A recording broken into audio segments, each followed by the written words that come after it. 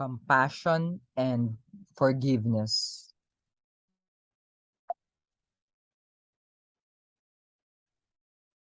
Compassion comes before forgiveness. If one cannot feel compassion for the person who has wronged us, it limits our capacity to heal.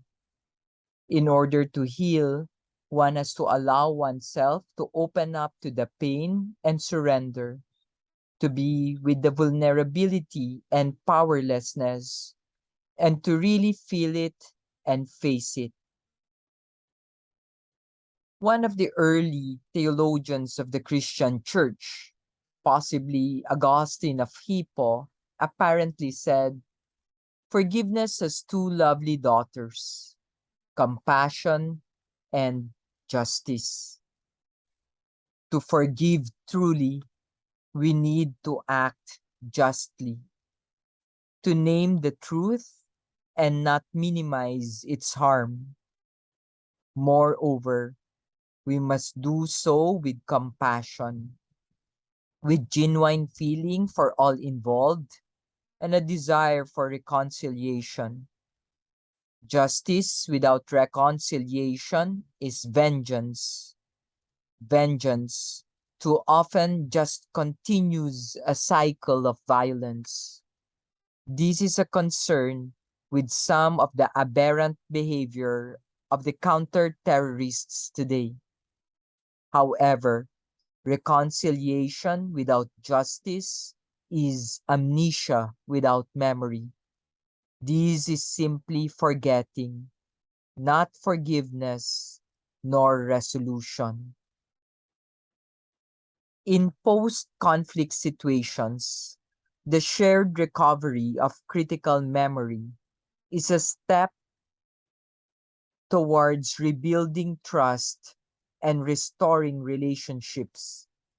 The taunt the torturer is no one will know, no one will care. So for others to understand and be concerned is an important step in healing. Naming the reality of the human rights violations assists the recovery of socio-historical memory. What happened here to us? This supports the community to understand the effects of those violations at a socio-cultural level. How has it affected and changed us? It names the crimes and perpetrators so that the abuse and violence do not happen again. It can assist the psychosocial healing of survivors. It helps honor the victims so their sacrifice was not in vain. This is a powerful experience for those who endured wanton cruelty.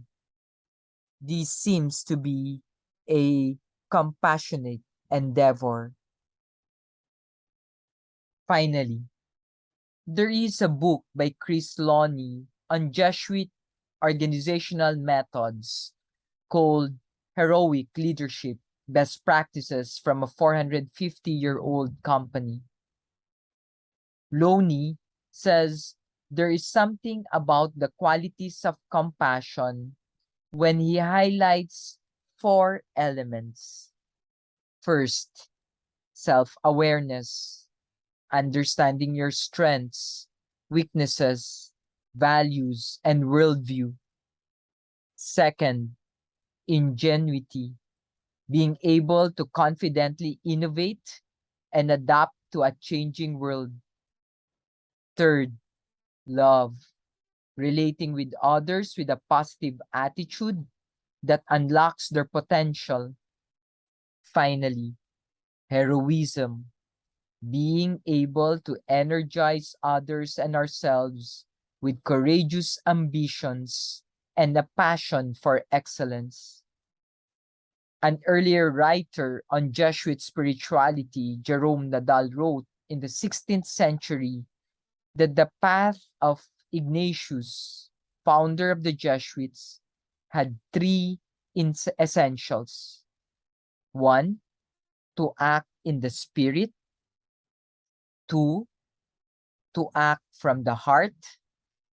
And 3, to act practically.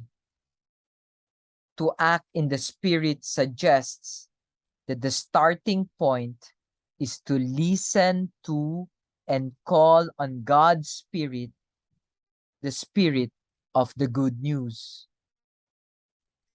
To give from the heart is to allow ourselves to be moved emotionally, sometimes by feelings of dejection, and at other times, joy.